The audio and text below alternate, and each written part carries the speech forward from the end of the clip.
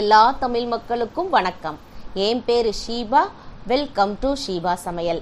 இன்னைக்கு நம்ம வீட்டு சமையல்ல கறி குழம்பு சுவையை காட்டிலும் ரொம்பவே சுவையான முளைக்கட்டிய கொண்டக்கடலை குழம்பு தான் செய்ய போறோம்.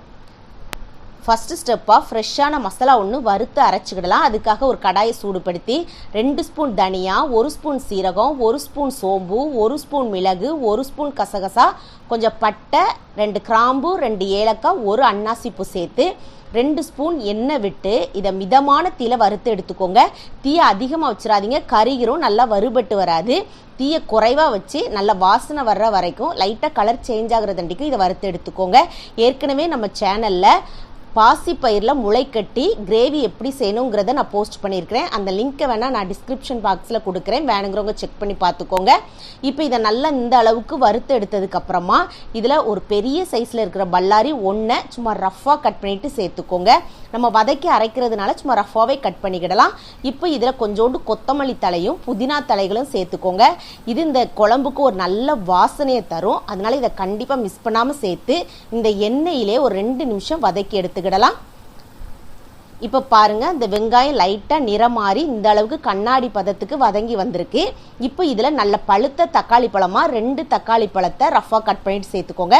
நல்ல பழுத்த தக்காளி பழமாக சேர்த்திங்க அப்படின்னா இந்த குழம்பினுடைய கலர் வந்து நல்ல சூப்பரான கலரில் நம்மளுக்கு கிடைக்கும். அதனால் பழுத்த தக்காளி பழமாக சேர்த்து இதையும் வதக்கி எடுத்துக்கோங்க. இந்த தக்காளி பழம் சீக்கிரம் வதங்கணுங்கிறதுக்காக 2 கல்லுப்பையும் போட்டு வதக்கிக்கிடுவோம். தக்காளி பழத்தை பார்த்தீங்கன்னா இந்த அளவுக்கு நல்லா குழைவாக வதங்கி வந்திருக்கும். இப்போ இது கூட ஒரு 1/4 கப் அளவுக்கு ஃப்ரெஷ்ஷாக துருவின தேங்காய் பூ சேர்த்துக்கோங்க. தேங்காய் பூ அதிகமாக வேண்டாம், கொஞ்சம் கம்மியாக சேர்த்து இதையும் லைட்டாக அந்த எண்ணெயிலே வதக்கி எடுத்துக்கிடுவோம். நீங்கள் இந்த கசகசா தேங்காய் இதெல்லாம் சேர்க்கறதுக்கு ஒரு வேளை விருப்பம் இல்லைன்னா 2 முந்திரி பருப்போடு சேர்க்குறா இருந்தால் சேர்த்துக்கோங்க.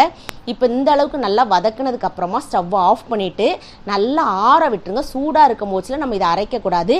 ஆறுனதுக்கு அப்புறமா இதை மிக்சி ஜாரில் மாற்றி தேவையான அளவுக்கு தண்ணி ஊற்றி இதை அரைச்சி எடுத்துக்கிடுவோம். எந்த அளவுக்கு நல்லா நைஸாக அரைக்க முடியுமோ அந்த அளவுக்கு நைஸ் பேஸ்ட்டாக அரைச்சி எடுத்துக்கிடணும். இப்போ இந்த மசாலா அப்படியே ஒரு ஓரமாக இருக்கட்டும். இப்போ அடுத்ததாக குக்கரை சூடுபடுத்தி 4 ஸ்பூன் எண்ணெய் சேர்த்துக்கோங்க. எண்ணெய் சூடேறவும் 3/4 ஸ்பூன் கடுகு, 1/2 ஸ்பூன் சீரகம் சேர்த்துக்கிடலாம். நான் இன்னைக்கு தேங்காய் எண்ணெயில் தான் செய்கிறேன். நீங்கள் எந்த எண்ணெயிலையும் செய்யலாம், ஆனால் தேங்காய் எண்ணெயில் செஞ்சால் இந்த குழம்புனுடைய மனம் ரொம்பவே நல்லாயிருக்கும். இப்போ கடுகு நல்லா பொரிஞ்சு வந்துருச்சு. இந்த சமயத்தில் ஒரு 1/2 கப் அளவுக்கு சின்ன வெங்காயம் சேர்த்துக்கோங்க. இந்த ரெசிபியை பொறுத்த வரைக்கும் நீங்கள் சின்ன வெங்காயம் சேர்த்திங்கன்னா அப்படியே கறி குழம்பு சுவையை காட்டிலும் ரொம்பவே சுவையாக இருக்கும்.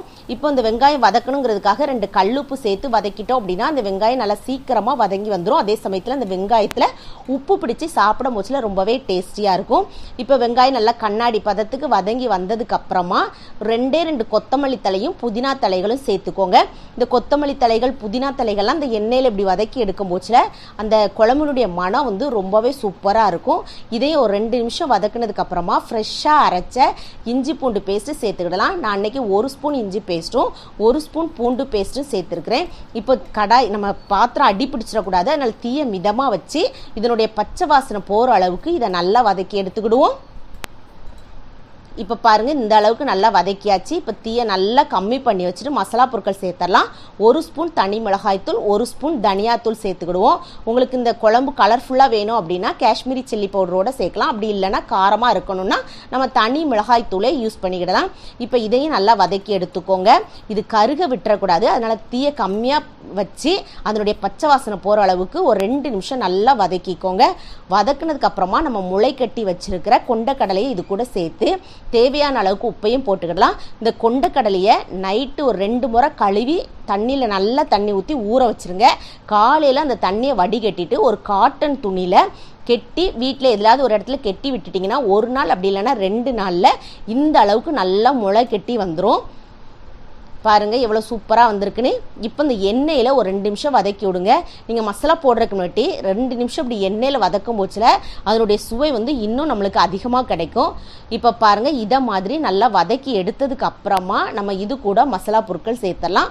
மசாலா பொருட்களை சேர்த்ததுக்கு அப்புறம் நீங்கள் தண்ணி ஊற்றாதீங்க. ஒரு 2 நிமிஷம் அந்த கடலையோடு சேர்த்து இந்த மசாலாவை நல்லா அப்படியே வதக்கி எடுத்துக்கிடுவோம். இந்த மசாலா போடவுமே இந்த குழம்பினுடைய மனம் வந்து ரொம்பவே சூப்பராக இருக்கும். இதை ஒரு 2 நிமிஷம் வதக்குனதுக்கு அப்புறமா நம்ம அந்த மிக்ஸி ஜாரில் கொஞ்சோண்டு தண்ணி ஊற்றி அலம்பி அதையும் சேர்த்துக்கோங்க.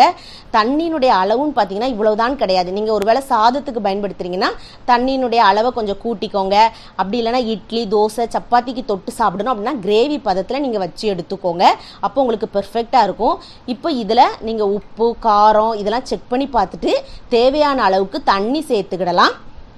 இப்போ எனக்கு இன்னும் கொஞ்சம் தண்ணி தேவைப்படுது. அதனால நான் உப்பு காரெல்லாம் பார்த்துட்டு கொஞ்சம் தண்ணி ஊற்றிட்டு கொஞ்சம் கசூரி மேத்தி சேர்த்துருக்கிறேன். இது காய்ந்த வெந்தயக்கீரை தான், இருந்தால் சேர்த்துக்கோங்க. அப்படி இல்லைன்னா கொஞ்சோண்டு கொத்தமல்லி தலைகளோட நம்ம சேர்க்குறா இருந்தால் சேர்த்துக்கிடலாம். அப்படி இல்லைன்னா இறக்குற சமயத்தில் கூட சேர்த்துக்கிடலாம். இப்போ நல்லா ஒரு அட்டை மிக்ஸ் பண்ணிவிட்டு நீங்கள் மூடி வச்சுருங்க. விசில் பார்த்தீங்கன்னா ஒரு 6-7 விசில் விட்டுக்கோங்க. நல்லா அந்த கடலை வந்து வெந்து வந்தால் தான் அந்த குழம்புடைய டெக்ஸ்சராக இருக்கட்டும் இல்லை டேஸ்ட்டாக இருக்கட்டும் நம்மளுக்கு பெர்ஃபெக்டாக கிடைக்கும்.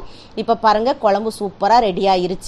இப்போ ஒரு அட்டை கலந்துட்டு சர்வ் பண்ண வேண்டியதான். நீங்கள் குழந்தைங்களாம் சாப்பிட்றா இருந்தால் ஒரு சின்ன வெண்ணெயை லைட்டாக பட்டரை வந்து ஒரு சின்ன பீஸ் கட் பண்ணி அது கூட சேர்த்துக்கோங்க.